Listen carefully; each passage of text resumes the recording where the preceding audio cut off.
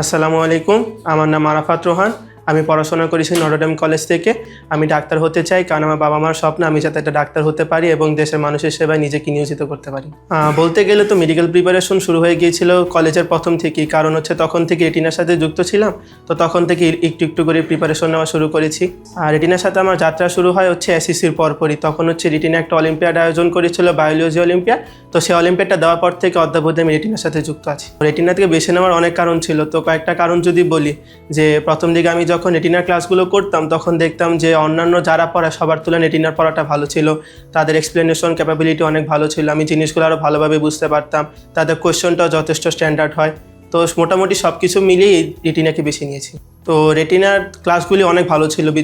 অনলাইনে আমি ক্লাসগুলো করতাম, ভাইয়েরা প্রত্যেকটা টপিক সুন্দর করে বুঝিয়ে দিতেন। তো এখানে অনেকগুলি কনসেপ্ট ক্লিয়ারিং ক্লাসও ছিল, যেগুলি থেকে যেসব বিষয় আমার নিজের কনসেপ্টে ঘাটতি ছিল সেগুলোকে ক্লিয়ার করে নিতে পেরেছি। এবং রেটিনার যে কোয়েশ্চনগুলি যথেষ্ট স্ট্যান্ডার্ড হয়। তো দেখা যায় কি, রেটিনার প্রশ্নগুলো দিলে মনে হয় যে মেডিকেলে যে প্রশ্নটা সেটা মনে হয় রেটিনার প্রশ্ন থেকে এসে গিয়েছে, এরকম মনে হয়। তো রেটিনার প্রকাশনাগুলো বলবো অনেক ভালো। দেখা যায় কি যে একটা মেন বইয়ের বাইরে তো অনেকগুলি বই পড়া সম্ভব হয় না। তো যে মেন বইটা সেটা পড়ার পর যদি রেটিনার প্রকাশনাগুলি পড়ে নেওয়া হয়, তো দেখা গেল কি যে বাইরের রাইটারের বইগুলি সেগুলির ইনফরমেশনগুলো জানা হয়ে গেল, কিছুটা প্র্যাকটিসও হয়ে গেল। তো ওভারঅল অনেক ভালো প্রিপারেশন নেওয়ার জন্য বইগুলি। আমার কাছে সবচেয়ে বেশি ভালো মনে হয়েছে রেটিনার ডাইজেস্ট। এই কারণ ওই যে বললাম, একাধিক রাইটারের বই তো পড়ে ওঠা সম্ভব হয়ে ওঠে না। তো মেন রাইটারটা ভালো করে পড়ে নিয়ে তো এক্সট্রা রাইটারের যে ইনফোগুলি সেগুলি পড়ে নেওয়ার জন্য রেটিনার ডাইজেস্ট বইটাই সর্বোত্তম। তো রেটিনার সবগুলি ফিচারই যথেষ্ট ভালো। তার মধ্যে আমার কাছে সবচেয়ে বেশি ভালো লেগেছিল রেটিনার অনলাইন ক্লাসটা। কারণ দেখা যায় কি, অফলাইনে ক্লাস করতে গেলে অনেকটুকু টাইম নষ্ট হয়ে যায়। তো অনলাইনে যদি আমি ক্লাস করি, দেখা গেল কি ওই টপিকগুলো ঠিকমতো বুঝতে পারলাম। ওই টপিকগুলো ভাইরা যথেষ্ট পরিমাণ ভালো করে ক্লিয়ার করে দেন। তো আমার দেখা যায় কি আমার বাসা থেকে রেটিনা অনেক দূর হয়ে যায় আসার জন্য। তো সেই টাইমটুকু আমি অনলাইনে যদি ক্লাস করিনি, সেই টাইমটুকুও বেঁচে যায়, আমার প্রিপারেশনটা ভালো মতো হয়ে যায়।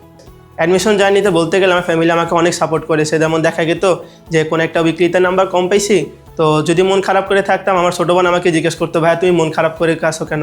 এরকম তো হইতেই পারে, দেখা যাবে তুমি পরে একটা পরীক্ষা ভালো করবা। তো আব্বু আম্মু সবাই মিলে বাসায় আমাকে অনেকটাই সাপোর্ট করতো, যাতে ডিপ্রেশনে না ভুগি। কারণ অনেক সময় দেখা যায় ডিপ্রেশনে ভোগার কারণে অনেক অসুস্থ হয়ে যায় লাস্ট টাইমে এসে অনেকেই। আমার সবচেয়ে ফেভারিট টিচার হচ্ছেন শাহনেওয়াজ সাকিব ভাইয়া। তো বলতে গেলে আম্মু ওই ভাইয়ার অনেক বড় ফ্যান। তো আমি যখন ক্লাস করতাম দেখতাম কি আম্মু পাশে বসে বসে ক্লাস করতেছে, আম্মু বলতো যে ভাইয়াটা তো অনেক ভালো করে পড়ে। তো বেসিক্যালি ওনার কাছ থেকে আমি প্রথম বায়োলজি পড়া শুরু করি ইন্টারে। তো ওনার কাছ থেকে বায়োলজি স্টার্ট করার কারণে মনে হয়েছিল কি যে বায়োলজি প্রত্যেকটা টপিক ইজিলি বুঝতে পারতাম, কোনো কনফিউশন থাকতো না, ক্লাসে পড়াটা ক্লাসে মুখস্থ হয়ে যেত।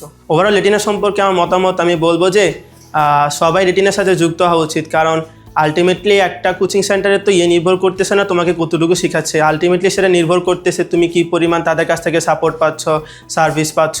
তারপর স্যাররা যারা তারা তোমাকে কতটুকু সাহায্য করতে পারছে।